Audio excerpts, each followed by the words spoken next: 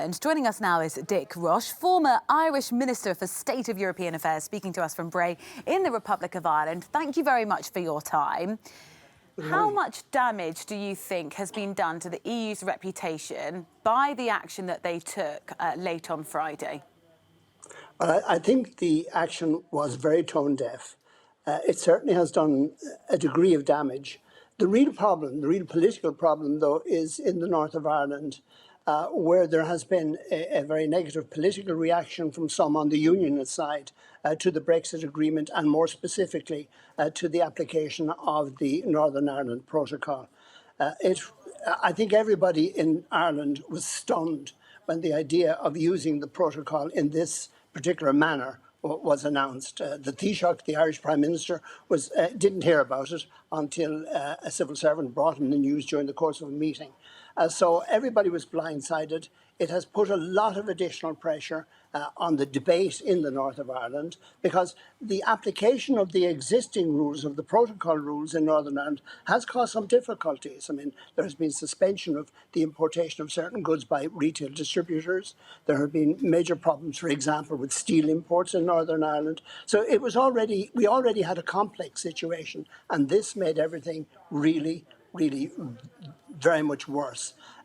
We've just heard from our correspondent that quite quickly the EU reversed that decision. But you've hinted at it there. You know, Dublin were not informed that this action was going to go ahead. What does that say about Ireland's relationship with the EU? Well, Ireland enjoys a really good relationship with the EU. We're very committed to the European project. It was a big surprise for everybody here. Nobody could understand why Article 16 was being used in this way, or was being proposed to be used in this way. It was never intended for anything like this. It applies only in very serious and very exceptional circumstances. So it was a bad decision by somebody within the Commission. The reality, however, as Shona has said, is as soon as the Taoiseach contacted the President of the European Commission, she immediately reversed this proposal. So that was good reaction. But there will be consequences politically. Do you still have confidence in Ursula von der Leyen and how she's leading the Commission? Well, I personally have a great deal of admiration for the President of the Commission. I know the Irish Commissioner has made that very clear in a statement over the weekend.